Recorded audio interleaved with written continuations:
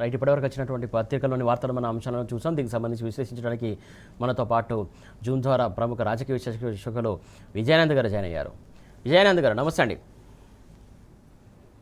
Sir, నిన్న జరిగినటువంటి ఏదైతే దీక్ష దివస్ సందర్భంగా మొత్తం బీఆర్ఎస్ క్యాడర్లో కొత్త ఉత్సాహం నెలకొంది. మొత్తానికి ఏదైతే కేసీఆర్ అనే 3 అక్షరాల పేరుకు సంబంధించి కావచ్చు, మొత్తానికి తెలంగాణ రావడానికి ప్రధాన కారకుడైనటువంటి వ్యక్తికి సంబంధించి నిన్న జ్ఞాపకాలు నెమరేసుకున్నటువంటి సందర్భానికి సంబంధించి మీ అభిప్రాయం చెప్పండి.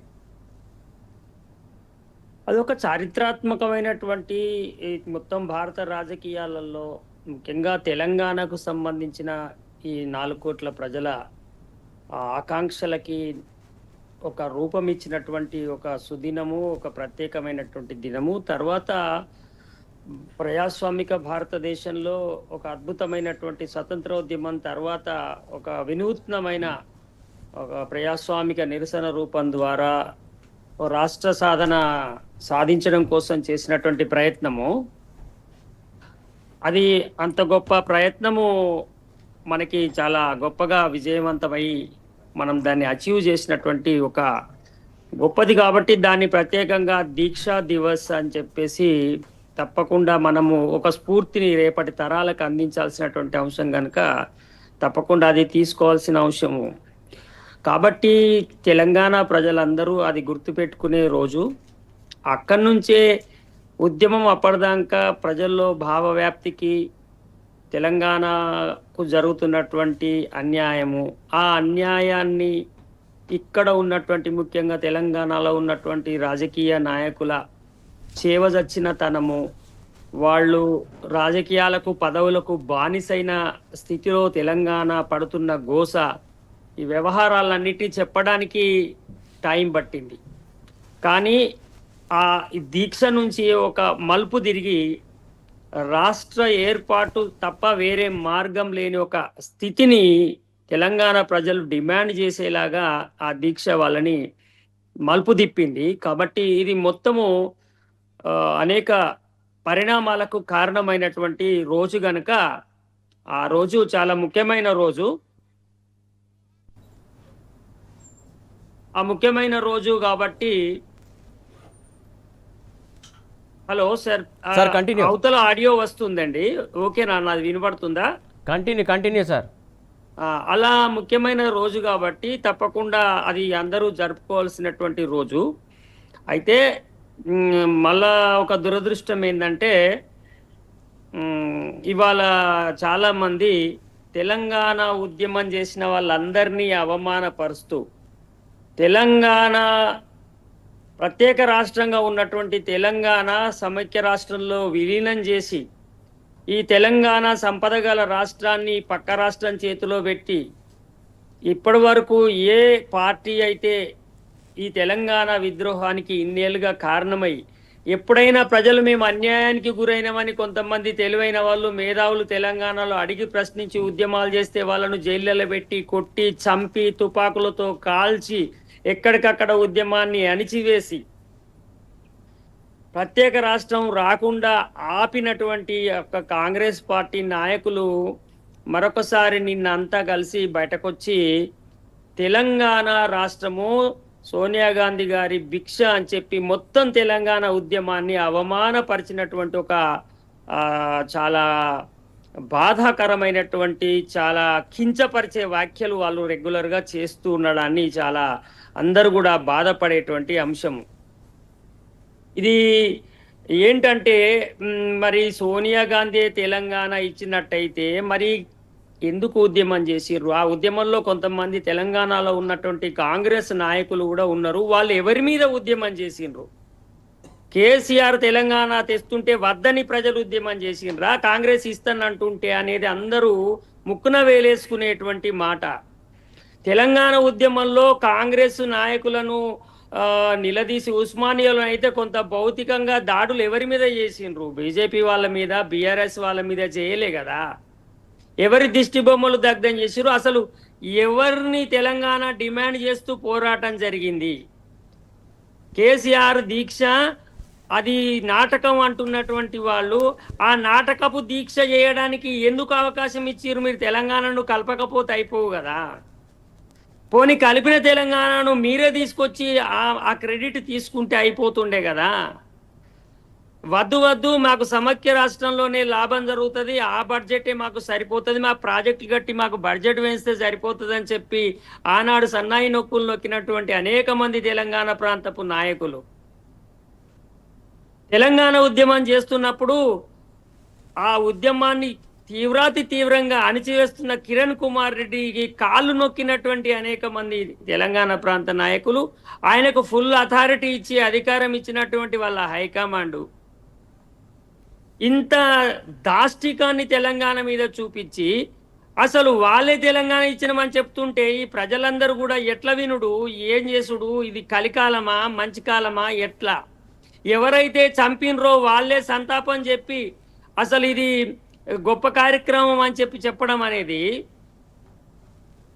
చాలా దారుణమైనటువంటి ఒక వ్యాఖ్యలు అవి చాలా బాధేసినాయి. నిన్న ఒక అద్భుతంగా ఒక స్ఫూర్తి దినంగా జరుపుకోవాల్సిన సందర్భంలో ఇట్లా కొంతమంది నాయకులు చేస్తున్నటువంటి వ్యాఖ్యలు, తెలంగాణ కావాలని డిమాండ్ చేసిందే కాంగ్రెస్ పార్టీకి వ్యతిరేకంగా కేంద్రంలో మాకు ఇయ్యాలని చెప్పి, రాష్ట్రంలో మీరు మాకు ఇక్కడ ఏర్పాటు చేయాలని చేస్తే మేమే ఇచ్చినమంటే మరి 2009లో ప్రకటన వచ్చిన తర్వాత కేసీఆర్ దీక్షతో చేయకపోతే, ఒకవేళ దీక్షతో రాకపోతే ప్రణబ్ ముఖర్జీ గారు జయశంకర్ సార్ని ఎందుకు ఎట్లా మేము ప్రకటన చేయమంటామని అడిగి ప్రకటన చేసిండు చిదంబరం గారు. చిదంబరం ప్రకటన పిసిసి అధ్యక్షుడు తెలంగాణని అడిగి చేసిండా, జయశంకర్ సార్ని అడిగి చేసిండా? మరి సోనియా గాంధీ మరి వీళ్ళని అడగకుండా ప్రకటన ఎందుకు చేయలేదు? డిసెంబర్ 9 నాడే ఎందుకు ప్రకటన చేసిండు మరి? కాబట్టి ఇంత పచ్చిగా అబద్ధాలాడుతూ మన ఆత్మను పూర్తిగా చంపుకొని మొత్తం తెలంగాణ ఆత్మగౌరవాన్ని ఒక పార్టీ నాయకురాలి కాళ్ళ ముందట తాకట్టు పెట్టి మాట్లాడడం అనేది ఒక పెద్ద ప్రజాస్వామిక ఉద్యమాన్ని అవమానించడము. ఏదో ఒక రాజకీయ పార్టీ ఇస్తుంది, అది ప్రక్రియలో కామన్. అది తర్వాత నిజంగానే అంటే ప్రజలు కాంగ్రెస్ పార్టీని అద్భుతంగా కీర్తించి చేసినట్టయితే, ఇచ్చిందని భావించినట్టయితే, ఆ 2014లో ఇచ్చిన తర్వాత కూడా ఎందుకు కాంగ్రెస్ పార్టీని ప్రజలు ఎన్నుకోలేదు? ఇవాళ ఎన్నుకుంటే ప్రజలు బీఆర్ఎస్ చేసినటువంటి అఘాయిత్యాలకు అన్యాయాలకు వ్యతిరేకంగా మామూలు ఎన్నుకున్నారంటే, మరి గత 10 ఏళ్ళుగా కాంగ్రెస్ చేసిన అఘాయిత్యాలకు ఓడగొట్టిందా? ఇవాళ దేశవ్యాప్తంగా కాంగ్రెస్ పార్టీని ప్రజలు ఓడగొడుతున్నప్పుడు కనబడుతున్నది. మరి కాంగ్రెస్ చేస్తున్నటువంటి అఘాయిత్యాలకు వ్యతిరేకంగా అన్యాయాలకు వ్యతిరేకంగా ఓడగొడుతున్నారని వాళ్ళు ఒప్పుకుంటారా?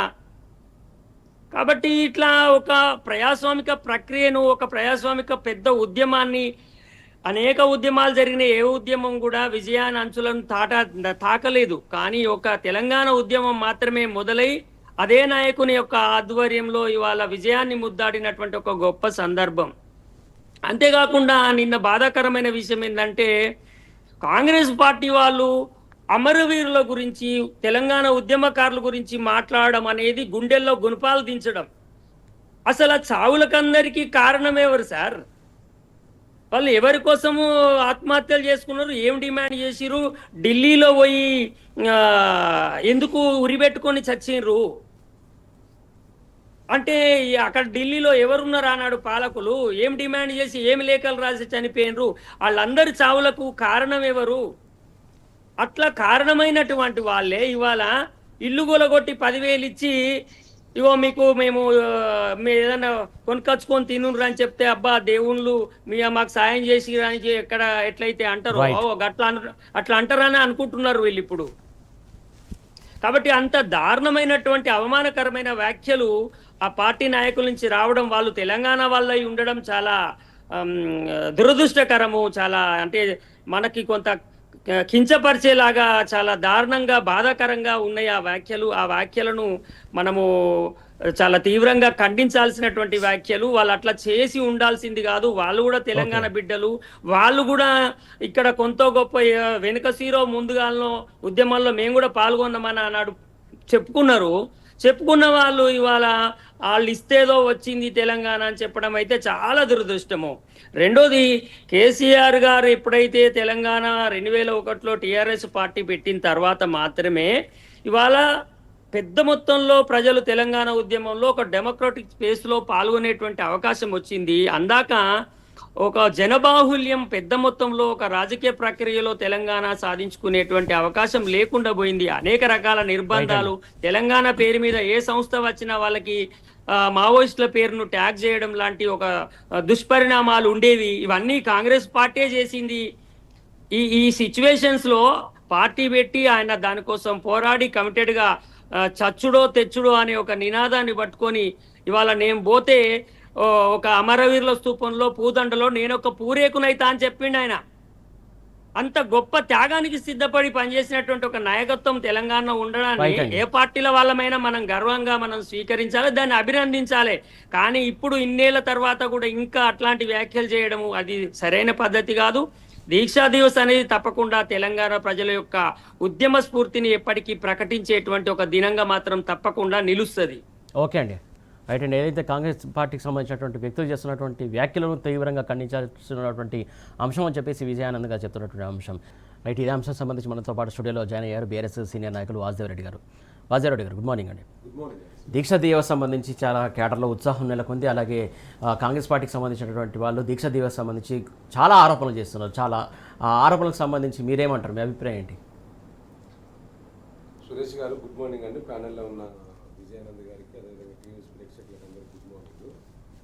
నిన్న రాష్ట్ర వ్యాప్తంగా దీక్షా దివాస్ను ఒక పండుగ వాతావరణంలో తెలంగాణ ప్రజలు, నాటి ఉద్యమకారులు, నేడు బీఆర్ఎస్ పార్టీలో ఉన్న శ్రేణులు అందరినీ కలుపుకొని పెద్ద ఎత్తున కూడా ఈ దీక్షా దివాసు 11 రోజుల యొక్క చరిత్రను నెమరువేసుకున్న సందర్భం సురేష్ గారు. నాకు కూడా పార్టీ వర్కింగ్ ప్రెసిడెంట్ కేటీఆర్ గారు ఆనాడు ఉద్యమంలో పాల్గొని ఎక్కడెక్కడైతే ఉన్నారో వారందరూ కూడా ఆ ప్రాంతాలకు వెళ్ళాలని చెప్పారు. నాడు నేను ఒక విద్యార్థి నాయకునిగా కాకతీయ యూనివర్సిటీ వేదికగా జేఏసీ చైర్మన్గా ఆనాడు అక్కడ ఉండి విద్యార్థులను ముందు వరుసలకి తెలంగాణ ఉద్యమంలో భాగస్వామ్యం అయ్యేలా చేయడమే కాకుండా అనేక కార్యక్రమాలు చేసినాం. కాబట్టి నిన్నటి దీక్షా దివాస్ సందర్భంగా కూడా నిన్న కాకతీయ విశ్వవిద్యాలయంలో మేము అక్కడ చేయడం జరిగింది. సో ఎక్కడికక్కడ అన్ని విశ్వవిద్యాలయాలు జరిగింది. ఎట్ ది సేమ్ టైం అన్ని జిల్లా హెడ్ క్వార్టర్స్లో కూడా పెద్ద ఎత్తున బీఆర్ఎస్ పార్టీ శ్రేణులు కూడా ఈ దీక్షా దివాస్ను నెమరు వేసుకున్న సందర్భం. అయితే దీంట్లో అసలు బాధ ఎక్కడ కలుగుతుంది సురేష్ గారు అంటే, ఒక ఉద్యమకారునిగా నేను మాట్లాడుతున్నా. ఒక పక్కనో కేసీఆర్ గారు దీక్షా ఫలితంగా తెలంగాణ రాష్ట్రం ఏర్పడ్డదని తెలంగాణ ప్రజలు, ఉద్యమకారులు, బీఆర్ఎస్ పార్టీ ఒక పక్క చెప్తా ఉంటే, ఇవాళ నాడు తెలంగాణ ఉద్యమంలో లేని వాళ్ళు, తెలంగాణ ఉద్యమంలో కలిసి రాని వాళ్ళు, వాళ్ళ పాత్రే లేదు నాడు. వారు ఏమంటారు, నేడు కేసీఆర్ చేయబట్టి తెలంగాణ రాలేదు, కాంగ్రెస్ పార్టీ ఇచ్చింది అంటారు. నేను ఒక్కటి స్టేట్కి వచ్చి అడుగుతున్నా మీ టీ న్యూస్ ద్వారా. ఇవాళ నాడు ఆ క్విట్ ఇండియా ఉద్యమం నడిచింది 1942లో. సో ఆ తర్వాత 1947లో దేశానికి స్వాతంత్రం వచ్చింది కదా. అవును, మరి దేశానికి స్వాతంత్రం తెచ్చింది మహాత్మా గాంధీ, జవహర్లాల్ నెహ్రూ, సుభాష్ చంద్రబోస్ అని మనం చెప్పుకుంటా అంటాం. 47 స్వాతంత్ర దినం రోజు మహాత్మా గాంధీ ఫోటో పెట్టుకుంటాం మనం, ఆ యొక్క జెండా ఆవిష్కరణ రోజు. మరి ఇచ్చింది బ్రిటిష్ వాళ్ళు కదా, అంటే బ్రిటిష్ వాళ్ళకి అవుతారా క్రెడిట్? మన ఈ దేశ స్వాతంత్రం ఇచ్చింది బ్రిటిష్ వాళ్ళని కొనియాడాలి కదా, బ్రిటిష్ వాళ్ళు కదా ఇచ్చింది. మరి ఎట్లా మాట్లాడే మాటలేనా ముచ్చట? కాంగ్రెస్ పార్టీ ఇచ్చింది, కాంగ్రెస్ పార్టీ ఉట్టిగిచ్చిందా? మరి నిజంగానే కాంగ్రెస్ పార్టీ ఇచ్చి ఉంటే నిజంగానే డిసెంబర్ 9 కేసీఆర్ గారి దీక్షా ఫలితంగానే డిసెంబర్ 9 మీ సోనియా గాంధీ బర్త్డే రోజు ప్రకటించారని మీరే అంటున్నారు కదా. అప్పుడు ఆనాడు సంకల్ గుద్దుకున్నారు కదా, మా సోనియా గాంధీ బర్త్డే రోజు ప్రకటించారని. మరి నవంబర్ 29 లేకుండా డిసెంబర్ 9 లేదు, డిసెంబర్ 9 లేకుండా జూన్ 2 లేదు. ఇది వాస్తవం, ఇది కఠోర సత్యము. ఇప్పుడు 1942లో క్విట్ ఇండియా ఉద్యమం నడిస్తే అనేక ర్యాలీలు నడిచినాయి, నిరసనలు నడిచినాయి అన్నాడు మహాత్మా గాంధీ నేతృత్వంలో. ఆ తర్వాతనే 47లో స్వాతంత్రం వచ్చింది, ఉట్టిగా రాలే అన్నాడు. అట్లనే కేసీఆర్ గారు తెలంగాణ రాష్ట్ర సాధన కోసం నేను చచ్చుడో తెలంగాణ అచ్చుడో అయితేనే ఆ శివయాత్ర లేకపోతే జైత్రయాత్ర అని చెప్పి కేసీఆర్ గారు ఎట్లయితే ఒక సంకల్పం తీసుకొని బయలుదేరినరో, ఆ సంకల్పానికి తెలంగాణ ప్రజల మద్దతు ఉన్నదో ఆనాడు ఎవరు లేరండి. వీళ్ళు కాంగ్రెస్ కలిసి రాలేదు. ఇక్కడ ఫర్ కైండ్ ఇన్ఫర్మేషన్ ఇవాళ తెలంగాణ ప్రజలకు తెలవాల్సింది ఏంటంటే, నవంబర్ 29 నుంచి వెళ్ళి డిసెంబర్ 9 వరకు ఏ రాజకీయ పార్టీ తెలంగాణ ఉద్యమంలో లేదు. అప్పటికి తెలంగాణ ఉద్యమంలో ఎవరు ఉన్నారు అంటే, తెలంగాణ కోసం బయలుదేరిన బక్కపలిచిన నాయకుడు కేసీఆర్ గారు. కేసీఆర్ గారు వెంట విద్యార్థి లోకము, ఉద్యోగులు, ఉపాధ్యాయులు, తెలంగాణ కావాలని కోరుకున్న అనేక సంస్థలు తెలంగాణ వెంట ఉన్నాయి తప్పితే, కేసీఆర్ వెంట ఉన్నాయి తప్పితే అప్పటికి జేఏసీ లేదు, అప్పటికి కాంగ్రెస్ పార్టీ రాలేదు, కలిసి రాలేదు. అప్పుడున్న సమైక్యవాదం అనిపించిన టీడీపీకి సంబంధించిన వాళ్ళు అయితే ఇంకా అసలే లేరు. ఇంకా గమ్మత్ ఏంటి అంటే, ఇంకా ఇవాళ పీసీసీ అధ్యక్షుడు చెప్తాడు కేసీఆర్ గారి పాత్ర లేదంటాడు. నేను ఇవాళ అడగదలుచుకున్నాను, ఇలా ఈ మీ టీ న్యూస్ ద్వారా తెలంగాణ ప్రజలకు ఇది చూడాలి, తెలవాలి. మరి నిజంగా కేసీఆర్ గారి పాత్రే లేకుంటే ఇలా ఆనాడు చిదంబరం గారు మాట్లాడిన రోజు కేసీఆర్ గారు దీక్ష చేస్తున్నారు, ఆ దీక్ష విరమించాలని ఎందుకంటారండి? ఇగో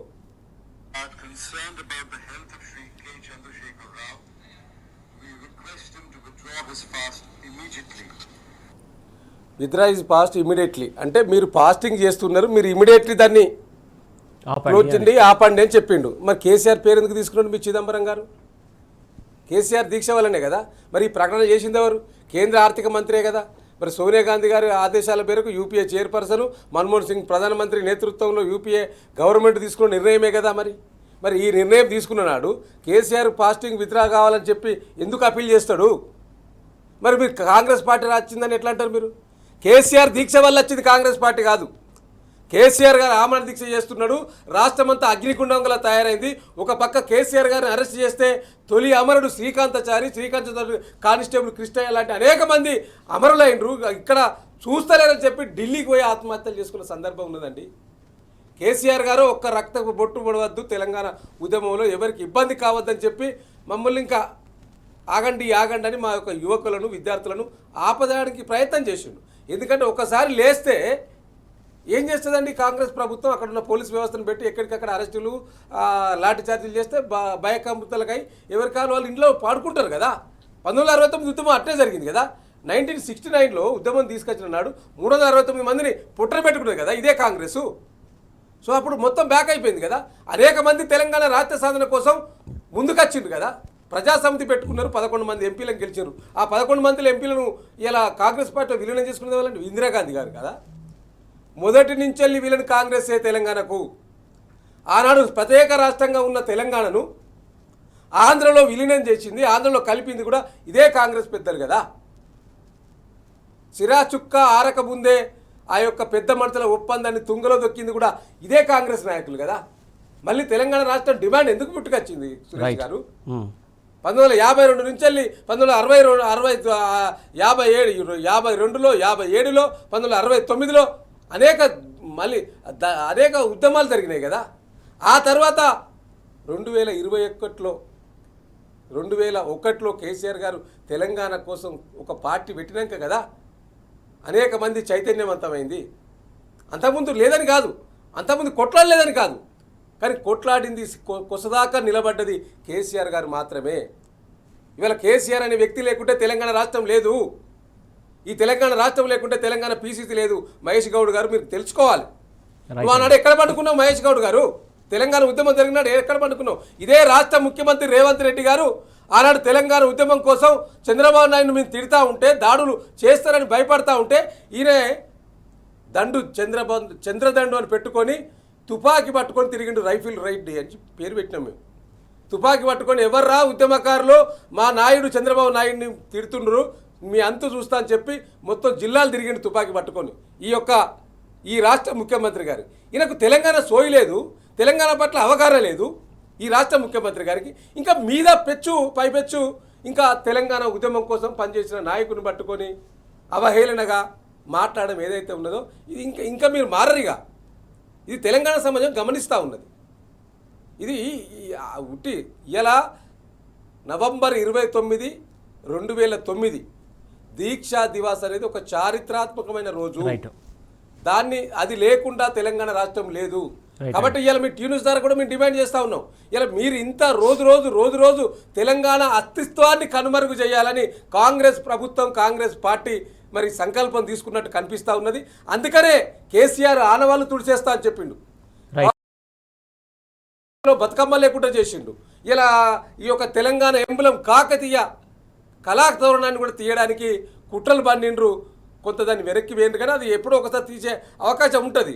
అంటే తెలంగాణ తెరమరుగు చేయాలని, తెలంగాణ గుర్తులను, తెలంగాణ అస్తిత్వాన్ని తెరమరుగు చేయడానికి ఇలా కాంగ్రెస్ పార్టీ ఇలా ఉద్యమం లేని వాళ్ళు బాధ ఏంటంటే తెలంగాణ ఉద్యమ సోయి లేని వాళ్ళు ఇలా ప్రభుత్వాన్ని నడిపించడం వల్లనే ఇలా అనేక తెలంగాణ పట్ల సోయి లేదు కాబట్టే, తెలంగాణ పట్ల ప్రేమ లేదు కాబట్టే ఆ యొక్క వాళ్ళ యొక్క పాలనలో కూడా ఈ తెలంగాణ యొక్క వైభవాన్ని ఉట్టిపడే పరిస్థితులు కనిపిస్తలేదు. విజయానంద్ గారు, ఏదైతే కరెంటుకు సంబంధించి విద్యుత్ సంబంధించి మంత్రులు లెక్కలు మాత్రం అన్ని తప్పులు తడకలుగా చెప్తున్నారు, లెక్కల అవగాహన లేకుండా అవగాహన రాహిత్యంగా మాట్లాడుతున్నారని చెప్పేసి లెక్కలతో సహా మాజీ మంత్రి హరీష్ రావు ఫైర్ అయినటువంటి సందర్భం, దానికి సంబంధించి మీ అభిప్రాయం చెప్పండి.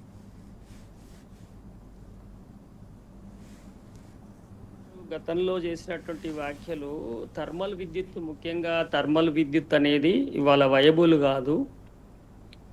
మారినటువంటి పరిణామాలు, పర్యావరణము, తదితర అంశాలు, తర్వాత కాస్ట్ ఆఫ్ ప్రొడక్షను, ఈ అంశాలను బట్టి చూసినప్పుడు గతంలో బీఆర్ఎస్ అధికారంలో ఉన్నప్పుడు ఒక 2-3 థర్మల్ విద్యుత్ ప్రాజెక్టులను వాళ్ళు ఏర్పాటు చేసి తెలంగాణ విద్యుత్ కొరత ఉంది కాబట్టి దాన్ని బ్యాలెన్స్ చేసుకోవడం కోసము వాళ్ళు సింగరేణి ఆధ్వర్యంలో తర్వాత వేరే ఇంకో దగ్గర కూడా పెట్టడం జరిగింది. అయితే ఆ సందర్భంలో వాళ్ళను విమర్శిస్తూ చేసినటువంటి వ్యాఖ్యల్లో వారు చెప్పిన ఏంటంటే, ఎగ్జాంపుల్ థర్మల్ విద్యుత్ ప్రొడక్షన్కి కాస్ట్ దాదాపు యూనిట్కి 80 రూపీస్ పడుతుంది. 8 రూపీస్ అంటే చాలా హై కాస్ట్. అది మనకు బయట 530K వస్తుంది. అంత ఎక్కువ పెట్టి ఉత్పత్తి చేయడం తప్పు అట్లా అని వ్యాఖ్యలు చేసినటువంటి ముఖ్యమంత్రి గారు ఏం చేస్తున్నారంటే, ఇవాళ మళ్ళా కొత్తగా థర్మల్ ప్రాజెక్టులని పెద్ద మొత్తంలో మళ్ళా ఏర్పాటు చేయడానికి ప్రయత్నం చేస్తున్న సందర్భంలో బీఆర్ఎస్ పార్టీగా ముఖ్యంగా హరీష్ రావు గారు ఆ సబ్జెక్ట్లో బాగా ఆయన మంత్రిగా చేసిన అనుభవము, దాని లోతుపాతులు తెలిసినటువంటి వ్యక్తిగా తెలంగాణకి ఇప్పుడు ఎంత సప్లై ఉంది, విద్యుత్ అవసరాలు ఎలా ఉన్నాయి, మనకు సరిపడేటట్టు ఉన్నాయా లేవా చూసుకొని ఇప్పుడు మరి మీరు చేసినటువంటి ఈ యొక్క ప్రాజెక్టులు ఏ ఉద్దేశంతో పెడుతున్నవి, దీనిలో విద్యుత్ ఉత్పత్తికి ప్రాధాన్యత కంటే కూడా ఖచ్చితంగా దీనిలో ఆ ప్రాజెక్టులకు కేటాయించిన డబ్బులలో ఒక కుంభకోణం చేసేటువంటి ఒక ఉద్దేశంతో చేస్తున్నవే తప్ప ఇవి ఏమాత్రం ఇప్పుడున్న పరిస్థితులకు సూటబుల్ కావని స్పష్టంగా లెక్కలతో సహా ఆధారాలతో సహా వారు వివరించడం జరిగింది.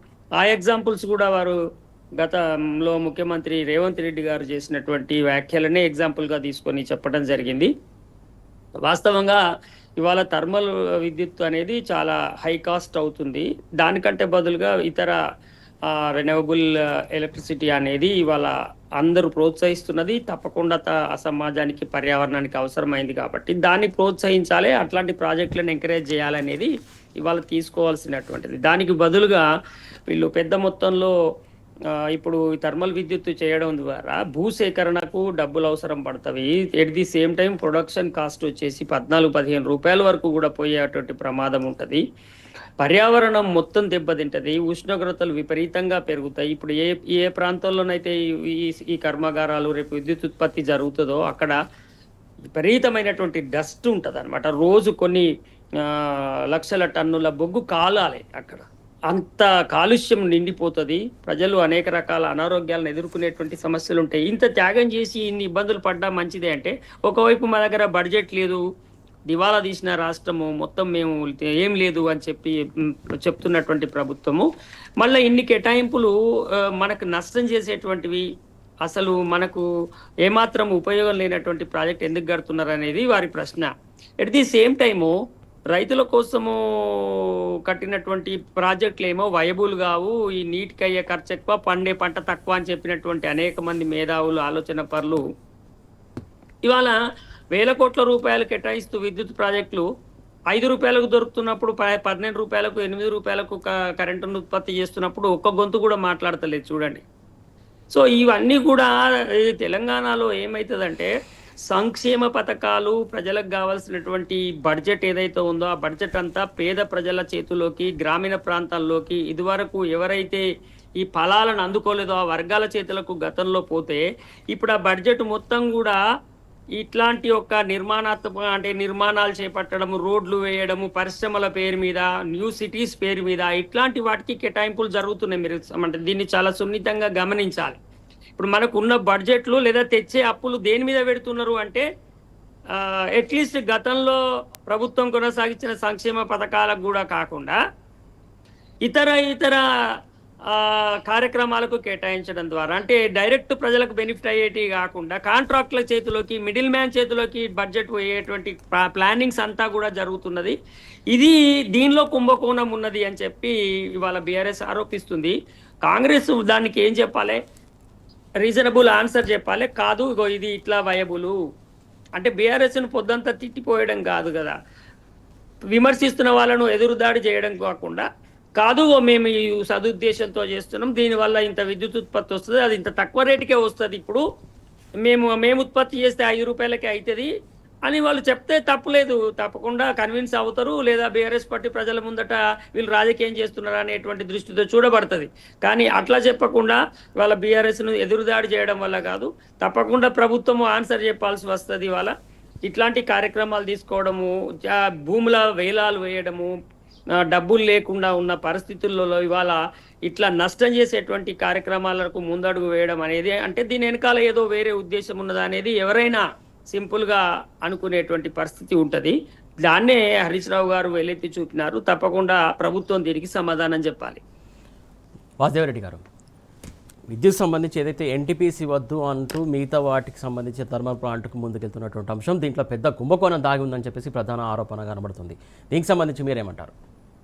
సురేష్ గారు, ఇవాళ ఈ రాష్ట్ర ప్రభుత్వం వచ్చిన తర్వాత చెప్పిన హామీలను విస్మరిస్తూ చెప్పని హామీలను ముందుకెళ్తున్నట్టు స్పష్టంగా కనిపిస్తున్నది. ఇవాళ మా పార్టీ సీనియర్ నాయకులు హరీష్ రావు గారు ఆరోపించినట్టు ఇవాళ ఈ యొక్క మొన్ననో అంతకన్నా ముందనో దాదాపు 5 లక్షల కోట్ల ల్యాండ్ కుంభకోణం పారిశ్రామిక సంబంధించినది మనం బయట పెట్టినాం. ఆ తర్వాత ఇది ఒకటి కరెంటు కుంభకోణం. మళ్ళా ఈ కరెంటు కుంభకోణం అని ఎందుకంటున్నామంటే, నేను తెలంగాణ ప్రజలకు అర్థమయ్యే భాషలో చెప్తాను. నేను ఇవాళ గతంలో ఈ రాష్ట్ర ముఖ్యమంత్రి గారు ఏం చెప్పిండ్రు? కేసీఆర్ గారు 5 రూపాయలకు పరు యూనిట్ కాస్ట్ పెట్టంగా 8 రూపాయలు 9 రూపాయలు పెట్టి బయట నుంచి తీసుకొస్తుండు, ఇది నష్టం జరుగుతుందని చెప్పిండు. అసలు థర్మల్ విద్యుత్ ప్లాంట్లు అవసరమే లేదని చెప్పిండు. ఇది స్వయంగా వీడియోలు కూడా సోషల్ మీడియాలో తిరుగుతున్నాయి. మనం కూడా నిన్నగాక మొన్న చూపించినాం. హరీష్ రావు గారు కూడా వారు ప్రెస్ మీట్ పెట్టినప్పుడు కూడా చూపించిన సందర్భం ఉన్నది. మరి ఇప్పుడు దాన్ని విస్మరించి ఇవాళ 3 థర్మల్ ప్లాంట్స్, ఒకటి రామగుండం దగ్గర 800 మెగావాట్లు, ఇంకోటి పాల్వంచలో, ఇంకోటి మక్తల్లో అని ఆలోచన చెప్పింది.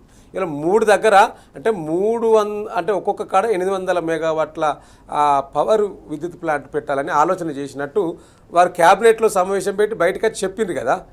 మరి బయటకు వచ్చి చెప్పినాక మా హరీష్ రావు గారు మాట్లాడిన తర్వాత నిన్న ఏం మాట్లాడతాడు బట్టి విక్రమార్క గారు పీపీటీలో? మక్తల్ది ఇంకా ఏం అనుకోలేదు అంటాడు. మీరే స్వయంగా చెప్పిండ్రు మక్తల్ గురించి.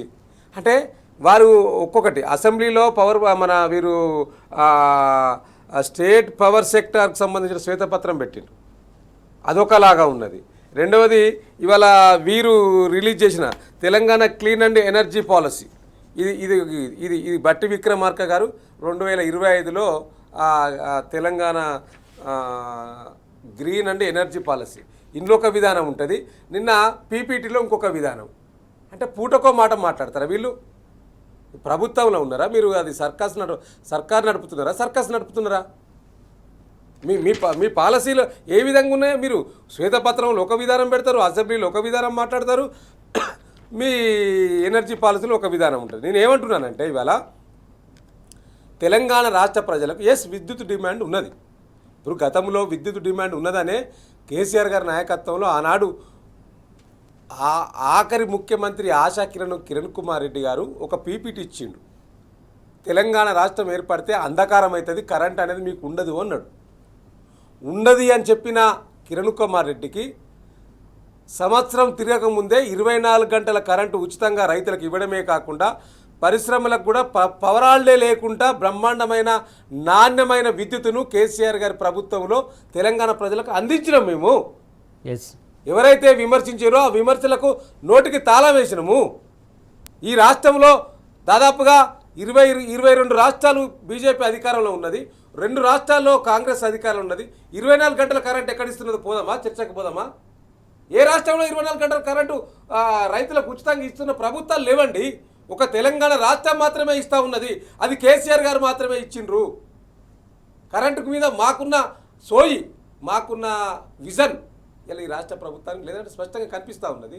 ఇలా ఆనాడు ఆ పునర్విభజన జరిగిన నాడు తెలంగాణ రాష్ట్రం జరిగిన రాజు ఎన్టీపీసీ కేంద్ర ప్రభుత్వ సంస్థ అండి అది 4000 మెగావాట్ల విద్యుత్ ప్లాంట్ను మన తెలంగాణకు ఇవ్వడానికి కేంద్ర ప్రభుత్వంలో అది చట్టంలో పెట్టిండ్రు. దాంట్లో 1600 మెగావాట్లు తెలంగాణ రాష్ట్రం అప్పుడున్న బీఆర్ఎస్ సర్కారు కేసీఆర్ గారు తీసుకున్నారు. 1600 మెగావాట్లు 1600 పోతే ఇంకా 2400 మెగావాట్లు ఎన్టీపీసీలో ఉన్నది, ఇప్పుడు అవైలబుల్ ఉన్నది, అక్కడ తీసుకోవచ్చు. ఇలా అక్కడి నుంచి తీసుకోవడానికి ₹4.12 మాత్రమే పడుతుంది. మరి ₹4.12 పడే విద్యుత్తును వదిలిపెట్టి మీరు 50,000 కోట్ల పెట్టుబడి పెట్టి 3 ప్లాంట్లు పెట్టాల్సిన అత్యవసర అవసరం ఏమొచ్చింది ఇప్పుడు? పోనీ నీ దగ్గర డబ్బులు ఉన్నాయా? నువ్వే అంటే కదా నాకు అప్పులు పుడతలేదు, అప్పు కోసం పోతే చెప్పులు ఎత్తుకపోతాడు, నన్ను కోసుక తింటారా? ఇవాళ ఒక ఆత్మహత్య చేసుకున్నాడండి ఒక ఉద్యోగి, వాళ్ళకి బెనిఫిట్స్, రిటైర్డ్ ఉద్యోగి, బెనిఫిట్స్ రాక పైసలు లేక ఆత్మహత్య చేసుకున్నాడు. ఒక పక్క రిటైర్డ్ ఉద్యోగులు బెనిఫిట్స్ రాస్తలేవు, ఇంకో పక్క విద్యార్థులకు ఫీజు రియంబర్స్మెంట్ వస్తలేదు, ఇంకో పక్క ఇలా అమ్మలకు అయ్యలకు ఇచ్చిన హామీలు 4000 పెన్షన్ ఇవ్వడానికి దగ్గర డబ్బులు లేవు, అప్పు పుడతలేదని నువ్వే అంటున్నావు కదా. మరి మళ్ళా 40,000 కోట్ల అప్పు తీసుకొచ్చి, అంటే 50,000 కోట్లు దీనికి పెట్టాలంటే 40,000 కోట్ల అప్పు తీసుకురావాలండి. ఇలా తెలంగాణ ప్రభుత్వం కూడా ఒక 10,000 కోట్ల పెట్టుబడి పెట్టాలి. మరి ఇది ఎక్కడి నుంచి పెడతావు? నీకు అక్కడ కరెంటు ₹4.12 ఇస్తారా? ₹1 ఖర్చు లేదు, రూపాయి అప్పు లేదు అని ఎన్టీపీసీ ఇస్తా అని చెప్తే దాని మీద మీరు ఎందుకు మాట్లాడరు? ఎన్టీపీసీ దగ్గర నుంచి ఎందుకు తీసుకోరు? మేము అడుగుతున్నది అది కదా, తెలంగాణ ప్రజల పక్షాన. నీకు విద్యుత్ రెడీ ఉన్నది కదా అక్కడ తీసుకోవడానికి. నిర్మాణం చేసుకోవాలి. ఆనాడు కూడా కేసీఆర్ గారు తప్పకుండా మనకు ఉత్పత్తి ప్లాంట్లు ఇక్కడ పెంచుకోవాలని చెప్పి మేము భద్రాద్రి థర్మల్ విద్యుత్ ప్లాంట్ పెట్టినాం, ఆ తర్వాత యాదాద్రి థర్మల్ విద్యుత్ ప్లాంట్ పెట్టినాం. ఇంకా గమ్మత్ ఏంటంటే యాదాద్రిలో దామరచెర్లలో ప్లాంట్ పెడితే ఇప్పుడున్న మంత్రి కొమిటిరెడ్డి గారు మేము వచ్చినాక దామరచెర్ల ప్లాంట్లు మూసేస్తామని చెప్పిండు. ఎందుకో పోయి పోటీపడి ప్రారంభించిండ్రు. ఒకసారి బట్టి విక్రమార్క గారు, రెండోసారి ముఖ్యమంత్రి రేవంత్ రెడ్డి గారు పోయి ప్రారంభించి వచ్చిండు. ఫస్ట్ ఫేసు మీరు రెడీ చేసినాక 95% పనులు చేసినాక మీద పనులు చేసి ప్రారంభించచ్చారు. మీరు మూత్తాను పరిశ్రమలు, మీరు మూత్తా అన్నదాన్ని మీరు ప్రారంభిస్తున్నారు కదా. అంటే ఈ విధంగా అంటే వీళ్ళకి ఎట్లా ఉన్నదంటే వీళ్ళకు పాలన మీద నిజంగా కూడా వీరికి విజన్ లేదండి. విజన్ లేక ఇప్పుడు బట్టి విక్రమార్క గారు నిన్న పీపీటీ చూస్తే వారి మాటల తీరు అంటే వాళ్ళ డొల్లతనం బయటపడుతున్నది. ఈయన ఎక్కడెక్కడైతే ఆగిపోయి మాటలు కరెక్ట్ మాట్లాడకుండా వెంటనే మళ్ళీ శ్రీధరబాబు అందుకుంటాడు. వాళ్ళు నిన్న పీపీటీలో నేను చూసిన, రాత్రి చూసిన నేను వచ్చినాక. సో అంటే వారి యొక్క అవగాహన రాహిత్యం అంటే అధికారులు చెప్పిందే వేదంగా కనిపిస్తున్నది. అందుకనే ఇవాళ ఈ యొక్క పాలసీలో నేను ఒక్క వాడు ఏంది అంటే ఈరోజు వీళ్ళ యొక్క పాలసీలో పెట్టిన విషయాలన్నీ కూడా నిజంగా వీళ్లకు కమిషన్ పొందే ఆలోచన లేకుండా ఉండుంటే, నిజంగా మీకు తెలంగాణ రాష్ట్ర ప్రజలకు నాణ్యమైన విద్యుత్ కోసం ప్లాంట్ నిర్మాణం చేసి ఉంటే మరి నేను క్లారిఫికేషన్ ఇవ్వాలి. మీరు ఇచ్చిన శ్వేతపత్రానికి సంబంధించి ఇప్పుడు వీళ్ళు ఏమన్నారంటే దీంట్లోనే చెప్తున్నాను నేను. బట్టి విక్రమార్క గారు green energy policy 25 page number 3 ప్రకారం చెప్తున్నాను నేను. 23 ఇక్కడనే ఉంటుంది, దీంట్లో కూడా ఉంటుంది. 2030 వరకు 29-30 వరకు 29-30 వరకు 20,000 మెగావాట్ల రెన్యూబుల్ ఎనర్జీ తీసుకొస్తామన్నారు. దీంట్లో 29-30 ఇక్కడ ఉన్నదండి. 29-30 దీంట్లో ఏం చేశారు? 20,000 మెగావాట్ల రెన్యూబుల్ తీసుకొస్తామని వీళ్ళే అన్నారు. మరి ఈరోజు ఏమంటారు? 5,000 నుంచి వెళ్ళి 6,000 మెగావాట్ల థర్మల్ విద్యుత్ లోటు ఉండబోతున్నది కాబట్టి మేము ఇట్లాంటి థర్మల్ ప్లాంట్ పెడుతున్నాము అని చెప్పి మళ్ళీ మాట్లాడుతున్న సందర్భం కనిపిస్తూ ఉన్నదంటే వీరి డొల్లతనం స్పష్టంగా కనిపిస్తూ ఉన్నది. కమిషన్ల కోసం పాలసీలు తీసుకొస్తూ ఉన్నారు తప్పితే తెలంగాణ ప్రజల ప్రయోజనాలను దృష్టిలో పెట్టుకొని తీసుకొస్తున్నట్టు ఎక్కడ కనిపిస్తలేదు. ఇలా విద్యుత్ స్కామ్ అయినా, అటు పరిశ్రమలకు సంబంధించిన ల్యాండ్ స్కామ్ అయినా, ఏ స్కామ్ అయినా వీరి జేబులు నింపుకోవడానికి తప్పితే ప్రజలకు ఒనగూరే ప్రయోజనాలు ఏమీ లేదని స్పష్టంగా కనిపిస్తూ ఉన్నది. విజయానంద్ గారు, మరోపక్క ఆర్టీసీలో 3,000 ఉద్యోగాలకు సంబంధించి అవుట్సోర్సింగ్ విధానానికి గవర్నమెంట్ తెరలేపుతున్నటువంటి అంశం, ఇంకో పక్క చూసుకున్నట్లయితే రిటైర్మెంట్ ఉద్యోగులకు బెనిఫిట్స్ రాక రోజు వాళ్ళు ఎలా ఇబ్బంది పడుతున్నారో మనం చూడొచ్చు. నిన్న ఏదైతే ఒక రిటైర్మెంట్ ఉపాధ్యాయుడు కూడా మరణించినటువంటి సందర్భం, దీనికి సంబంధించి ప్రభుత్వం ఎలాంటి చర్యలు తీసుకుంటుంది అనుకోవచ్చు? ఎందుకు ఇంత నిర్లక్ష్యం వ్యవహరిస్తుంది అనుకోవాలి? అంటే ఇందాకనే మనం ఒక మాట నేను చెప్తూ వస్తున్నా ఏంటంటే ప్రభుత్వ విధానాలను మనము పరిశీలించుకుంటూ పోతే జాగ్రత్తగా ప్రభుత్వము చాలా పెద్ద మొత్తంలో అప్పులు చేస్తుంది. గత ప్రభుత్వం అప్పులు చేస్తుందని తీవ్రమైన విమర్శలు చేసినటువంటి వాళ్ళు అంతకన్నా చాలా పెద్ద మొత్తంలో అప్పులు చేస్తుంది. తెలంగాణ తొలి రాష్ట్రం ఏర్పడ్డ నాడు దాని అభివృద్ధి కోసము ఒక నిర్మాణాత్మకమైన కార్యక్రమాల కోసం అప్పులు చేసినటువంటి పరిస్థితిని మనం చూసినాం. ఆ అప్పులే చాలా భారమైనవి అంటే ఇప్పుడు అవి అట్లా ఉండగా ఇంకా కొత్త అప్పులు చేస్తున్నారు. ఆ అప్పుల విధానాన్ని విమర్శించినటువంటి పార్టీ ప్రజలు వాళ్ళని ఎన్నుకున్నప్పుడు అప్పులకు వ్యతిరేకంగా పనిచేయాలి. అంతేగాని 2 ఏళ్లలో 2 లక్షల కోట్ల కంటే ఎక్కువ అప్పు చేసినటువంటి డబ్బులు ఇటు మన బడ్జెట్ కూడా అంతే, మళ్ళా తక్కువ కాకుండా ఇంతకుముందు గత ప్రభుత్వం పెట్టిన అంత బడ్జెటే పెడుతున్నారు. ఆ బడ్జెట్లో కేటాయించిన నిధులు, అప్పులు తెచ్చినటువంటి డబ్బులు, భూములు అమ్మిన పైసలు, ఈ డబ్బులన్నీ కూడా మరి ప్రజలకి ప్రజల అవసరాలకి మనం ఖర్చు పెట్టినట్టయితే ఇవాళ ఈ పరిస్థితి ఉండకపోతుండే. ముఖ్యంగా ఇవాళ మీరు ఆర్టీసీకి సంబంధించినటువంటి టాపిక్ చెప్పినారు కాబట్టి ఆర్టీసీని ఒక కార్పొరేషన్గా ఉన్నటువంటి దాన్ని ప్రభుత్వ రంగ సంస్థగా చేస్తామని ప్రకటించినటువంటి ప్రభుత్వం గత ప్రభుత్వము. అట్లాంటిది సరే ఏ కారణం చేతనో ఆ ప్రభుత్వం పోయిన తర్వాత ఆల్రెడీ అది పాలసీ తీసుకొని దాన్ని ప్రభుత్వ రంగ సంస్థగా ప్రకటించిన తర్వాత దాన్ని ప్రభుత్వ రంగ సంస్థగా కొనసాగించకపోగా కనీసం కార్పొరేషన్గా పర్మనెంట్ ఉద్యోగాలు కూడా వేయలేనటువంటి పరిస్థితి. దాన్ని యొక్క ఏదైతే ముఖ్యంగా ఈ కొరియర్ వ్యవస్థ వాళ్ళు పెట్టారు, ఈ కార్గో సిస్టమ్ అని చెప్పేసి, ఆ కార్గో ఆర్టీసీ ఆధ్వర్యంలో నడిచే దాన్ని కూడా ప్రైవేటు వాళ్ళకి అప్పచెప్పడం జరిగింది. డ్రైవర్లను అవుట్సోర్సింగ్గా, బస్సులను అవుట్సోర్సింగ్గా చేస్తున్నటువంటి సమస్య మీదే కార్మికులందరూ కూడా చాలా ఆగ్రహావేశాలతో ఉన్నారు. కార్గోను ప్రైవేట్ పరం చేసినారు. మాకు ఎలక్ట్రికల్ బస్సులు తీసుకురావడం ద్వారా మా బస్సులన్నీ మూలకు పడిపోయి ఎలక్ట్రికల్ బస్సులన్నీ కూడా అవుట్సోర్సింగ్ నుంచి ప్రైవేటు పార్ట్నర్షిప్ తోటే వచ్చేవి కాబట్టి మా ఉద్యోగుల సంఖ్య తగ్గుతున్నదని చెప్పి వాళ్ళు వాపోతున్న నేపథ్యంలో ఇవాళ కండక్టర్ పోస్టులను కూడా ప్రైవేటీకరణ చేసి అవుట్సోర్సింగ్ నుంచి తీసుకునేటువంటి పరిస్థితి వస్తే ఇంకా ఆల్మోస్ట్ ఆర్టీసీని అమ్మినట్టే. నెక్స్ట్ వాళ్ళ ఆస్తులను కూడా వేలం వేయచ్చు. ఇప్పుడు హైదరాబాద్లో ఇండస్ట్రియల్ భూములను వేలం వేసినట్టుగా ఆర్టీసీకి చాలా లక్షల కోట్ల రూపాయల ఆస్తులు ఉన్నాయి రాష్ట్ర వ్యాప్తంగా. సో ఈ మెల్లమెల్లగా పర్మనెంట్ ఉద్యోగులు రిటైర్డ్ అవుతున్నప్పుడు అవుట్సోర్సింగ్ అండ్ కాంట్రాక్ట్ ఉద్యోగులను అందులో చేర్చడం ద్వారా ఆర్టీసీ యొక్క బలమైనటువంటి యూనియన్ గా ఉన్నటువంటి ఐకమత్యంగా ఉన్నటువంటి ఒక కార్మిక వర్గాన్ని కూడా పూర్తిగా దెబ్బతీసే పరిస్థితి ఉంది. అవుట్సోర్సింగ్ లో ప్రైవేట్ లో తక్కువ సాలరీస్ తోటి వాళ్ళ వ్యవస్థను నడుపుకునేటువంటి ప్రయత్నం చేస్తుంది. ఎందుకంటే ఉచిత బస్సు ద్వారా పెద్ద మొత్తంలో నష్టము ఆర్టీసీ ఎదుర్కొంటుంది. ఆ నష్టాలను పూరించేటువంటి క్రమంలో ఉద్యోగుల మీద, కార్మికుల మీద తప్పకుండా వేటు వేసేటువంటి ప్రయత్నం చేస్తుంది. అందులో భాగంగానే ఇవాళ ఈ ప్రైవేటైజేషన్ జరుగుతుంది. నిధులన్నీ ఈ యొక్క కాంట్రాక్ట్లకి మిడిల్ మ్యాన్ చేతులకు పోతుంది. ఇంతకుముందు సంక్షేమము, ప్రజలు, అభివృద్ధి వీటి కోసం వెళ్ళేటువంటిది. ఈ మార్పు అనేదే రేపు పొద్దుగాల కీలకమైనది. ఇది అనేక రకాల తెలంగాణలో కుంభకోణాలకు అవకాశం ఇస్తుంది, నేరాలకు అవకాశం ఇస్తుంది. ఇది చాలా ప్రమాదకరమైన సిచ్యువేషన్. రైట్ అండి. వాసుదేవ్ రెడ్డి గారు, ఆర్టీసీ మొత్తానికి సంబంధించి అవుట్సోర్సింగ్లో ఎక్కువ పెద్ద మొత్తంలో నింపుతున్నటువంటి అంశం, దాంతోపాటుగా ఏదైతే ప్రైవేట్ బస్సులకు హెయిర్విత్కి సంబంధించి పెద్ద మొత్తంలో చేస్తున్నటువంటి అంశం, ప్రధానంగా అంటే దీంట్లో కూడా ఆర్టీసీకి సంబంధించి ఆస్తులు ఉన్నాయని చెప్పేసి చాలామంది చెప్తున్నటువంటి అంశం, ఆ ఆస్తుల మీద ప్రభుత్వం కన్నుబడిందని చెప్పేసి కొన్ని ఆరోపణలు వస్తున్నటువంటి అంశం, ఎట్లా చూస్తారు ఇదంతా? సురేష్ గారు ఇంతకుముందు విజయానంద్ గారు చెప్పినట్టు ఇవాళ గతంలో ఆర్టీసీ ఇబ్బందులలో ఉంటే ఆర్టీసీని ప్రైవేట్ పరం చేయకుండా ఉండాలనే ఉద్దేశంతో ఆర్టీసీ సంబంధించిన కార్మికులందరినీ కూడా ప్రభుత్వ ఉద్యోగులుగా గుర్తిస్తూ ఒక జీవో ఇచ్చినాం. దాన్ని ప్రభుత్వంలో విలీనం చేస్తున్నామంటూ కూడా ప్రకటించినాం మేము ఆనాడు, కేసీఆర్ గారు ముఖ్యమంత్రి ఉన్న నాడే. కానీ ఈరోజు ఆ యొక్క ప్రాసెస్ను కొనసాగించకుండా ఈ ప్రభుత్వము మళ్ళీ ఈ ప్రభుత్వం వచ్చినాక ఏం చెప్పిందండి, ఇలా మేము తీసుకొచ్చిన ఎలక్ట్రికల్ బస్సులనే వీళ్ళు జెండాలు ఊపినరు. ఆనాడు మేము కొనుకొచ్చి పెట్టినాము, ప్రారంభించడానికి ఎన్నికలకు కూడా వచ్చింది కాబట్టి వదిలిపెట్టినాం. కొన్ని తీసుకొచ్చినాము, ఇంకా కొన్ని అక్కడ రెడీ ఉండే, ఎక్కడైతే ఆర్డర్ ఇచ్చిన కన్ను అవి తీసుకొచ్చి మన ఆర్టీసీ మంత్రి గారు, ట్రాన్స్పోర్ట్ మినిస్టర్ గారు ప్లస్ ముఖ్యమంత్రులు వీళ్ళంతా జెండాలు ఊపినరు. ఆ తర్వాత ఇవాళ ఆర్టీసీలో వీరు ఏం చెప్పిండ్రు, దాన్ని మొత్తం బ్రహ్మాండంగా తీర్చిదిద్దుతున్నాం అని చెప్పి 3038 పోస్టులు రెగ్యులర్ ప్రాతిపదికనని చెప్పి నోటిఫికేషన్ ఇచ్చిండ్రండి వీళ్ళు.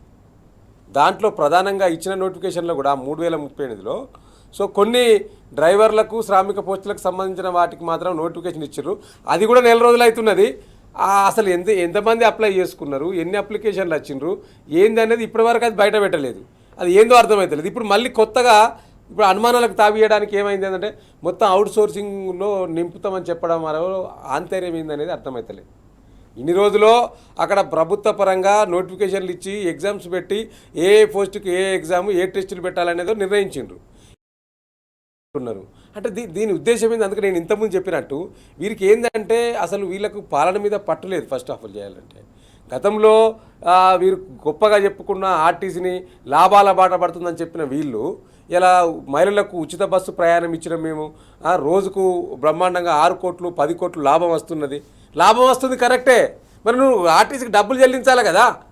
ఆర్టీసీ ఇలా అప్పులపాలైతా ఉన్నది కదా, చేతులెత్తే పరిస్థితికి వచ్చిందంటే ఎందుకు? నువ్వు ఏదైతే ఆర్టీసీకి ఉచిత ప్రయాణం మీద ఇస్తున్న రోజుకు 10 కోట్ల రూపాయలు ఇలా రాష్ట్ర ప్రభుత్వం ఆర్టీసీకి చెల్లిస్తలేదు. అది కొన్ని పైసలు రిలీజ్ చేస్తూ ఉన్నారట. ఇలా ఆర్టీసీ కార్మికులే నిన్నగాక మొన్న ఐక్యకార్య సమితి పెట్టిండ్రు, వాళ్ళు ధర్నాకు పిలిపిస్తే మళ్ళీ ఏదో చర్చలు పెట్టిండ్రు, ఆపేసిండ్రు. వాళ్ళ యొక్క సమస్యలు అన్నీ కూడా ఒక ఉద్యోగానికి సంబంధించిన సమస్యలే కాదు, అనేక పెండింగ్ అంశాల పట్ల వాళ్ళు పిలిపించిన సందర్భం కూడా ఉన్నది. ఇప్పటిదాకా ఇలా హైదరాబాద్కు సంబంధించిన కూడా ఆర్టీసీకి సంబంధించిన భూములపైన కన్నేసిండ్రు. ఇలా ఈ రాష్ట్ర ప్రభుత్వం స్పష్టంగా కనిపిస్తూ ఉన్నది. డిపో ల్యాండ్స్ ఉన్నాయండి వాళ్ళకి, ఆర్టీసీ ల్యాండ్స్, డిపో ల్యాండ్స్ ఈ యొక్క హైదరాబాద్ ప్రాంతంలోనే చాలా ఉన్నాయి. విలువగల భూములు చాలా ఉన్నాయి. సో ఆ విలువగల భూముల మీద కన్ను పడ్డట్టున్నది. అందుకనే ఇది భవిష్యత్తులో ప్రైవేటు పరం చేయడానికి ఈ రాష్ట్ర ప్రభుత్వం ఆలోచన చేస్తున్నట్టుగా ఈ యొక్క అవుట్ సోర్సింగ్ విధానం కానీ ఆర్టీసీ పట్ల వాళ్ళ తీరును కానీ చూస్తే స్పష్టంగా కనిపిస్తూ ఉంటాయి. ఇవాళ మీ యొక్క విద్యార్థి నాయకునిగా, గతంలో విద్యార్థి నాయకునిగా చేసిన వారిగా నేను ఆ జిల్లా వాసిగా కాళోజీ హెల్త్ యూనివర్సిటీ వరంగల్ జిల్లాలో ఉంది కాబట్టి ఆ జిల్లా వాసిగా కూడా నేను ఈ రాష్ట్ర ప్రభుత్వాన్ని డిమాండ్ చేస్తూ ఉన్నాను. ఇప్పటికే మెడికల్ విద్యార్థుల్లో ఒక పీజీ విద్యార్థికి మార్కులు కలిపిన దాని మీద గందరగోళం జరిగింది. ఒక ప్రొఫెసరే, ఒక హెచ్ఓడి, ఒక ఎగ్జామినరే నీకు ఎన్ని మార్కులు వేయాలని అడిగిందంటే ఈ పాలన ఎటుపోతూ ఉన్నది. ఇది ఆ సినిమాల చిరంజీవి సినిమాల ఎంబీబీఎస్ సర్టిఫికేట్ను కొనుకొచ్చుకునే పరిస్థితులే కనిపిస్తూ ఉన్నాయి. అంటే ఈ రాష్ట్ర ముఖ్యమంత్రికో అవగాహన లేదు, వారికి పాలన తీరు మీద ఆలోచన లేదు. సో కాబట్టి ఎవరికి నచ్చింది ఎవరికి తోచింది వాళ్ళు చేసుకుంటూ పోతూ ఉన్నారు. రాష్ట్ర మంత్రివర్గం ఎక్కడికక్కడ పడకేసినట్టే కనిపిస్తూ ఉన్నది. వారిని అలర్ట్ చేయాల్సిన రాష్ట్ర ముఖ్యమంత్రి గారికో సబ్జెక్ట్ మీద పట్టు లేకుండా పోతున్నది. కాబట్టే ఈ విధంగా జరుగుతున్నది. అంటే భవిష్యత్తులో ఏం జరగబోతుంది? అటు డాక్టర్లు అంటే మనుషులను ఆరోగ్యవంతులుగా తయారు చేయాల్సిన డాక్టర్లే మార్కులు వేసుకుంటున్నారు. అంటే డూప్లికేటెడ్ డాక్టర్లు అయితే రేపు ఏమవుతుంది? డూప్లికేట్ ఇంజనీర్లు, డూప్లికేట్ డాక్టర్లు అయితే బ్రిడ్జిలు కూలిపోతాయి, మంత్రులు చచ్చిపోతారు రేపు. అంటే ఈ యొక్క ముఖ్యమంత్రి గారి పాలన తీరు వల్ల లాస్ట్కు ఈ విద్యా వ్యవస్థలో కూడా నాశనం అయ్యే పరిస్థితి. ఇప్పటివరకు విద్యాశాఖ మంత్రి లేడండి. ఇప్పటివరకు విద్యాశాఖ మంత్రి లేడు. విద్యను ఏ విధంగా నడిపించాలి, ఏ విజన్ తోటి ముందుకు పోవాలనే ఆలోచన తీసుకొచ్చే పరిస్థితి కూడా ఈ రాష్ట్ర ప్రభుత్వంలో లేకపోవడం సిగ్గుచేటు, దుర్మార్గం ఇయ్యాల. సో వీళ్ళ పాలన చూస్తూ ఉంటే అందుకే నవ్వుస్తూ ఉన్నది సురేష్ గారు. ఓకే, రైట్ అండి. థ్యాంక్ యూ వాసుదేవ్ రెడ్డి గారు, థ్యాంక్ యూ అండి విజయానంద్ గారు, థ్యాంక్ యూ సో మచ్. మొత్తం చూస్తున్నాం కదా, కాంగ్రెస్ పాలనలో అన్నీ జరుగుతాయి, అక్రమాలు కావచ్చు లేకుంటే స్కామ్లు కావచ్చు, అన్నీ జరగవచ్చు. అందుకే కాంగ్రెస్ ప్రభుత్వం అలా ఉంటుందని చెప్పేసి వీళ్ళు ఆరోపిస్తున్నటువంటి అంశం ఇది. ఇవాళ వార్తలు వాస్తవాలు. Keep watching.